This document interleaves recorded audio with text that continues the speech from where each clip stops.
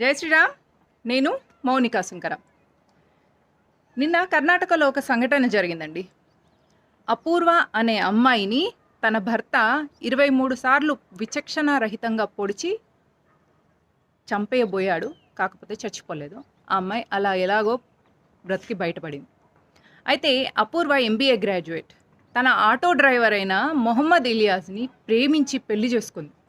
తల్లిదండ్రుల్ని ఎదిరించి ఈ పెద్దాళ్ళు ఉన్నారే మన ప్రేమను అర్థం చేసుకోలేరు అని గ్రహించి పారిపోయి మతం మారి, అంటే అపూర్వ కాస్త అర్ఫా బానుగా మతం మారి మొహమ్మద్ ఇలియాస్ని పెళ్లి చేసుకుంది.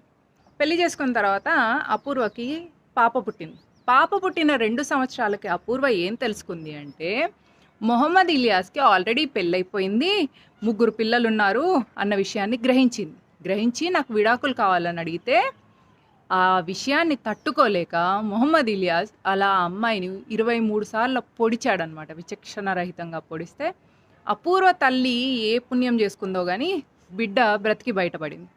సో ఇప్పుడు ఇది అందరి హిందువులు తెలుసుకోవాల్సిన విషయం. ఎందుకు అందరు హిందువులు తెలుసుకోవాల్సిన విషయం అంటే హిందువులందరూ గాడిదల్లాగా పనిచేసుకుంటూ ధనబలాన్ని పెంచుకుంటున్నారు కానీ జనబలాన్ని పెంచుకోలేకపోతున్నారు. నీకు ధనబలం ఉండి జనబలం లేకపోతే నీ ధనాన్ని కాపాడేది ఎవరు? ఇదివరకన్నా కనీసం మేమిద్దరం మాకిద్దరు అనే ఫిలాసఫీ ఉండేది. ఇప్పుడైతే మేమిద్దరం మాకు ఒక్కరే.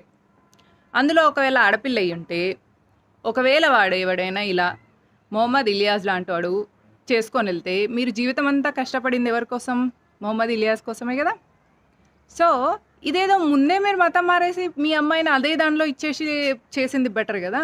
రేపు అమ్మాయి వాడిని మతం మారి వాడిని పెళ్లి చేసుకొని తర్వాత వాడి పద్ధతులు నచ్చక వాడిని ఎదిరిస్తే అప్పుడు వాడు చంపబోయి ఆ అమ్మాయి డిస్టార్టెడ్ ఫిగర్తోని మళ్ళీ డిస్టార్టెడ్ ఫేస్తోని మళ్ళీ మీ దగ్గరకు వచ్చి ఇవన్నీ అవసరమా? సో ముందే అయిపోండి.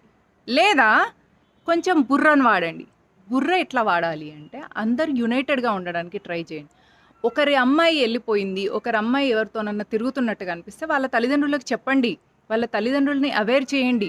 అంతేగాని వాడి పెంపకం సరిగా లేదు, నా పిల్ల అయితే వెళ్ళలేదు కదా, నా పెంపకం బాగుంది అని అనుకొని సైలెంట్గా ఉండకండి. వాడి కూతురు వెళ్ళిపోతే వాడి కూతురు నీ కొడుక్కి పనికి రాకపోవచ్చు, కాకపోతే నీ చెల్లెల పిల్లలకో నీ తమ్ముడు పిల్లలకో మన వాళ్ళలో ఎవరో ఒకరికి పనికి వస్తుంది కదా. అంటే పెళ్లి చేసుకుంటే మా అమ్మాయి మన దగ్గరే ఉంటుంది కదా. ఇలా ఎందుకు ఆలోచించట్లేదు? వాడమ్మాయి పోయింది, ఒక అమ్మాయి ఇలాంటి మొహమ్మద్ ఇలియాస్ లాంటి వాళ్ళ చేతుల్లో పడితే ఆ అమ్మాయి పోయినట్టు కాదు, చచ్చిపోయినట్టే. ఆ విషయాన్ని గ్రహించండి, ఆ విషయాన్ని తెలుసుకోండి. మీ అమ్మాయి పోతే ఒకలాగా వాళ్ళ అమ్మాయి పోతే ఒకలాగా అన్నట్టు కాకుండా మన అమ్మాయి పోయిందని తెలుసుకోండి. మన అమ్మాయి అని మీరు గ్రహించినప్పుడు మన అమ్మాయిల్ని మనం కాపాడుకోగలుగుతాం. జై హింద్, జై Shriram. Love jihad is real. Please protect girls from love jihad. Save them from love jihad. Save girls, save Hindu Dharma. Jai Hind, Jai Shri Ram.